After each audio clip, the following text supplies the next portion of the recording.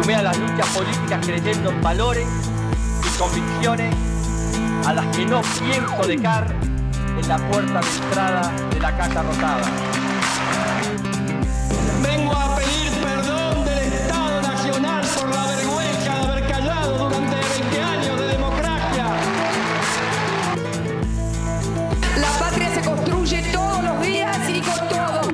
Porque esta no es una lucha de imparciales. Yo no soy neutral.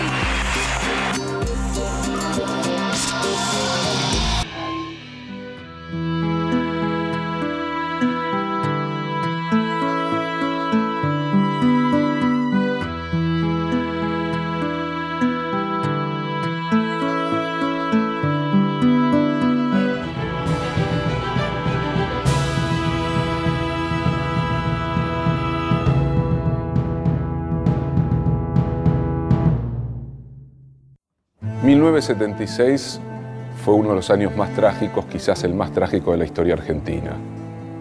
Pero también lo fue en un sentido económico. A partir del plan de Martínez de Oz se avanzó en un proceso de desindustrialización, de extranjerización de la economía y se generaron las condiciones para una hegemonía que duró 25 años del gran capital financiero internacional. Esa hegemonía atravesó crisis muy profundas, hiperinflaciones, la salida de la dictadura a la democracia implicó el condicionamiento de la democracia por el proyecto económico de Martínez de Oz. Argentina quedó exhausta y en los años 90 se profundizó ese modelo achicando el Estado, desguazándolo, privatizando las empresas públicas y generando un proceso que culminó cuando estalló todo en el 2001 con una desocupación que pasó largamente el 20%, con niveles de exclusión, de pobreza y de miseria como nunca se conocieron en la Argentina. A partir de mayo del 2003, con la llegada de Néstor Kirchner, se va a generar una inflexión, un cambio histórico, un nuevo proyecto económico para otra Argentina.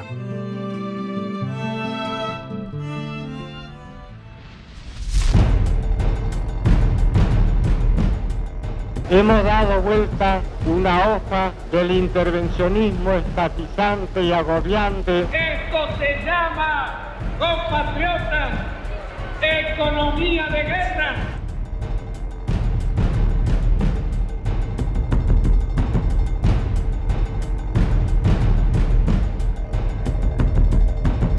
¿De qué transformación económica hablamos? ¿De qué cambio de paradigma, de modelo, de proyecto? ¿Qué hay de nuevo en esta experiencia que se inicia el 25 de mayo del 2003? Un modelo económico y social para la Argentina, un proyecto, mucho más que un modelo, donde vuelve a ponerse el eje y el centro de la acumulación de capital a la esfera productiva, donde se toman todas las decisiones necesarias para romper con más de 30 años de un modelo de acumulación donde el núcleo duro había estado en la esfera financiera. En la eliminación de la excesiva estatización o intervención del Estado y regulación de la economía. No podemos menos que producir una drástica y profunda reformulación del sector público. Yo sueño con empresarios que no vivan subsidiados ni molestados por un Estado ineficaz e invasor. Ni los bancos nacionales, ni los extranjeros, ni los organismos oficiales de crédito nos prestan. El punto que define un cambio, más allá de que es importante los modelos de acumulación, uno que era de valorización financiera y otro que aspira a de industrialización, es que la política pasó a conducir a la economía. Esto es un punto esencial para poder entender los cambios y las tensiones que se viven. No vamos a privatizar la esperanza que es de todo el pueblo argentino. Decidí poner límite a los violentos que se aprovechan de las penurias ajenas. El que depositó dólares recibirá dólares. El que depositó pesos recibirá pesos. Pero digamos, lo que piensa la derecha, lo que piensa la ortodoxia en economía, es que lo que vos tenés que hacer, y fue todo el discurso de los 90, es crecer, crecer, crecer, y cuando vos crezcas, vas a poder distribuir. Porque primero hay que generar la riqueza. La teoría del derrame. Claro, bueno, eso viene de Adam Smith, la teoría del derrame. remite a Adam Smith. Y lo que demostró, me parece, el modelo de Néstor y de Cristina, es que es al revés, es precisamente al revés. La condición, por lo menos para la Argentina, para crecer, era distribuir. Había que distribuir para poder crecer, porque era esa capacidad de demanda del mercado interno, que estaba totalmente sofocada, la que iba a generar un campo fértil para que la industria nacional volviera a expandirse. Sin embargo, ellos dicen, y cuando era gobernador me lo decían aquel gobierno y el ministro, me dicen que el Estado tiene que estar ausente, que la distribución del ingreso llega porque este vaso se llena, y cuando este vaso se llena, derrama. Esa era la explicación técnica que nos daban los integrantes de las escuelas neoliberales que ustedes escuchan hablar tanto. Si por esa casualidad se llenaba, se lo tomaban antes de que caiga para que no derrame nada.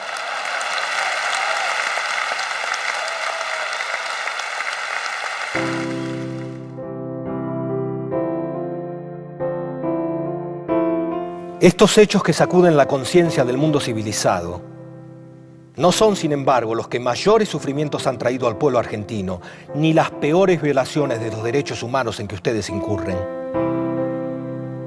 En la política económica de ese gobierno debe buscarse no solo la explicación de sus crímenes, sino una atrocidad mayor que castiga a millones de seres humanos con la miseria planificada. Dictada por el Fondo Monetario Internacional, la política económica de esa junta solo reconoce como beneficiarios a la vieja oligarquía ganadera, la nueva oligarquía especuladora y a un grupo selecto de monopolios internacionales, al que están ligados personalmente el ministro Martínez de Hoz y todos los miembros de su gabinete.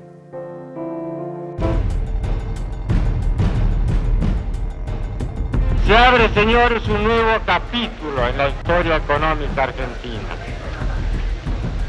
Hemos dado vuelta una hoja del intervencionismo estatizante y agobiante de la actividad económica para dar paso a la liberación de las fuerzas productivas. La política central del año 76-77 de la dictadura militar fue un retroceso brutal de la participación de los asalariados en el ingreso a la Argentina, y esto constituyó la base sobre la cual se rediseñó el modelo económico. Que a partir de aquel momento comienza un proceso de desindustrialización, aparece la idea de la desintervención pública en la economía que va progresando paulatinamente, se convalidan los procesos de concentración económica. Si uno habla de neoliberalismo, no en la Argentina, en cualquier lado, le mencionan a Reagan, a Thatcher. Sí, sí, desde la crisis del petróleo 74 en adelante empezó a en un mundo de la desarticulación de las fuerzas sindicales en los países del centro, no, no en la periferia. Digamos. Acá tuvo formas mucho más despiadadas y cruentas, ¿no? Porque acá fue con 30.000 muertos. Sí. Y de repente, en los países del centro simplemente fue la pérdida de afiliados de las organizaciones sindicales, el estancamiento de los salarios, fenómeno que todavía sigue en las economías centrales, particularmente en la norteamericana. Pero lo que yo creo es que hubo una, llamémoslo una colonización, se llamaba antes pensamiento único, el fin de la historia, pero que eso caló muy hondo.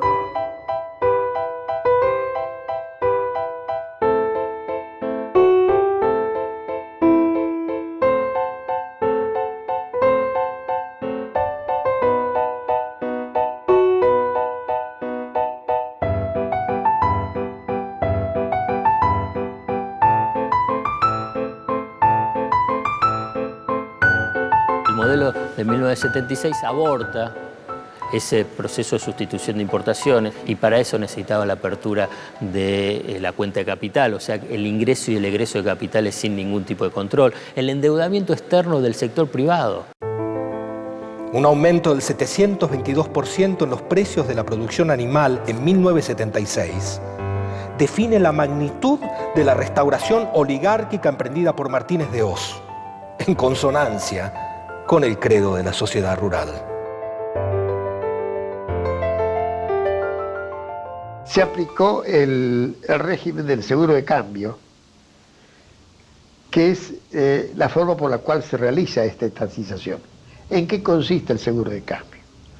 Que las empresas declaraban una determinada deuda externa y obtenían un seguro que consistía en que al momento del pago de la deuda, el Estado le garantizaba la misma tasa de cambio que existía al momento de contraerla.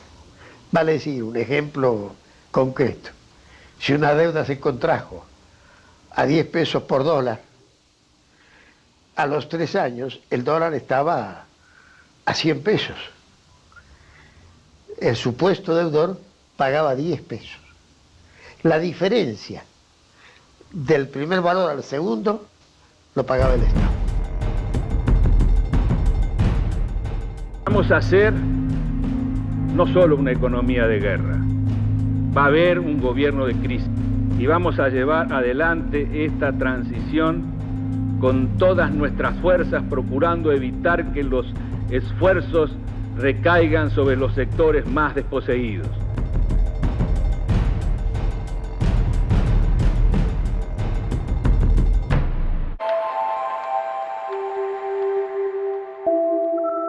Si vos viajás hacia los años 90, ¿y qué te pasó a vos ahí? Me pasó que a mí en los 90 me iba muy bien. Yo trabajaba mucho, pero ganaba muy bien también.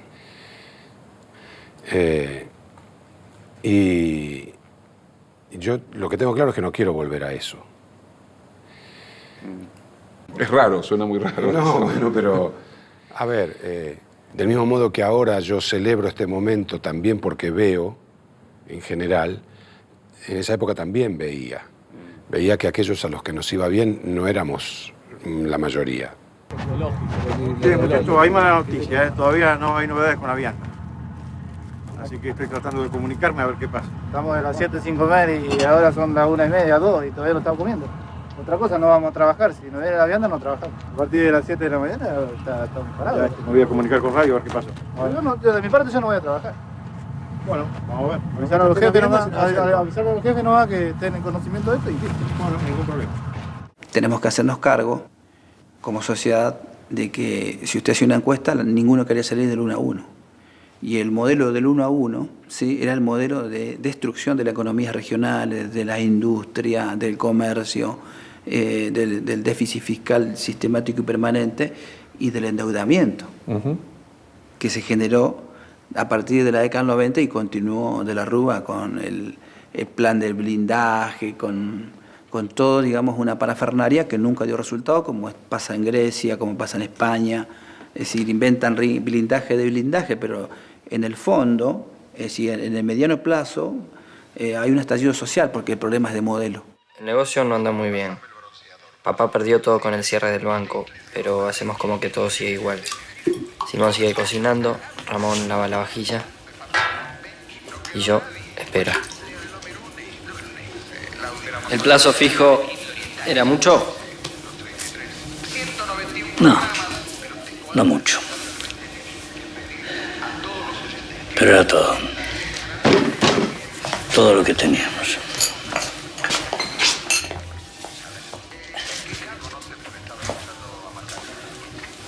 ¿Y ahora qué vamos a hacer? No decirle nada a mamá.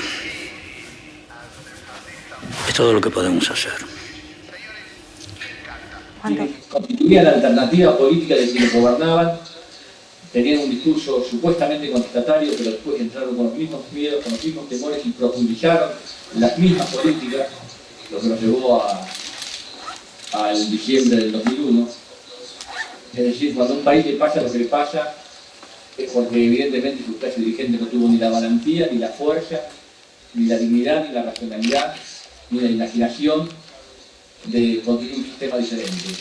Una de las cosas que siempre no me canso de reivindicar de Néstor y de Cristina es esa capacidad política para que en cada momento ver cuáles eran las contradicciones que aparecían y que era necesario sortear para poder seguir avanzando en este proceso. Nos dicen que nosotros tenemos que pagar más. Ahora resulta que la ENRO quiebra en Estados Unidos y paga 14 centavos cada 100. Nosotros somos casi un alumno de lujo, queremos pagarse 25 cada 100. Así como claramente fue la necesidad de hacer una reestructuración de la deuda con una quita sin antecedentes a escala de las reestructuraciones mundiales, y eso bajar sensiblemente los servicios, o sea, lo que tenemos que mandar al resto del mundo en concepto de intereses. Paraguay, antes de renunciar, me va a ver y dice: yo quiero poner 2 directores y no renuncio. Salí de la mano, muchas gracias por todo, le dije: te agradezco los servicios prestados, y le acepté la renuncia. No es que yo le ofrecí seguir 6 años como él dice, sino la verdad histórica que él quería poner 2 directores, a los cuales yo le dije que no, entonces me dijo renuncio y se lo agradecí. En ese momento nosotros estábamos renegociando la deuda externa privada.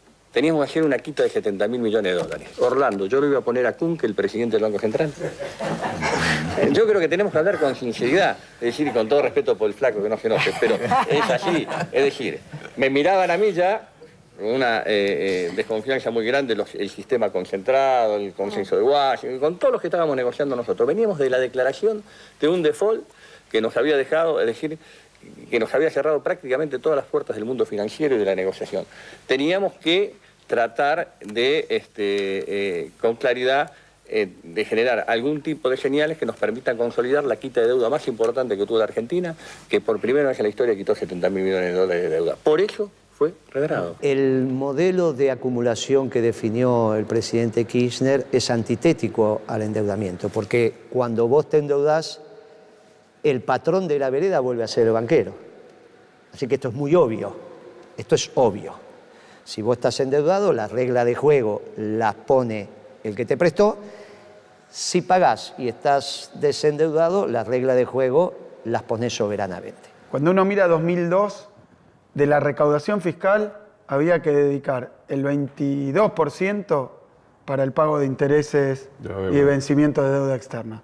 Un número que hoy ronda el 5 o 6%, que es un número cuantioso, es el presupuesto del público, pero que te muestra que el principal objetivo del gobierno, la principal atención del gobierno, no tiene que estar puesta en ver cómo junta los dólares a fin de mes para pagarle a los organismos financieros internacionales, a los bancos.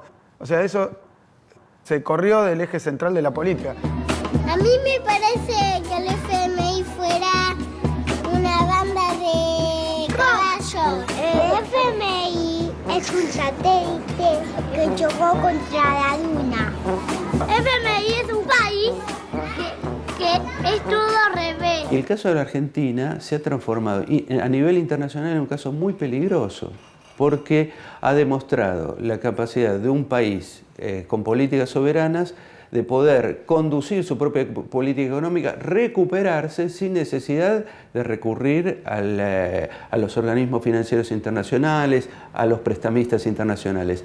Desde el punto de vista de la comunidad financiera internacional, este es un pésimo antecedente que debe ser eliminado. Es decir, es un muy mal ejemplo internacional, muy bueno para nosotros, sería muy bueno para Grecia y para otros países, pero es muy malo para la comunidad financiera internacional. No saben lo que yo sufría en las mañanas del 2003, allá por mayo y junio, cuando llegaban las misiones del fondo a decir cómo teníamos que hambrear a los argentinos. No nos venían a decir cómo teníamos que salir, sino cómo teníamos que seguir dependiendo. Le pagamos al Fondo Monetario al Fondo Monetario Internacional, casi argentino lo podíamos decir porque lo manteníamos nosotros con el pago de intereses que hacíamos.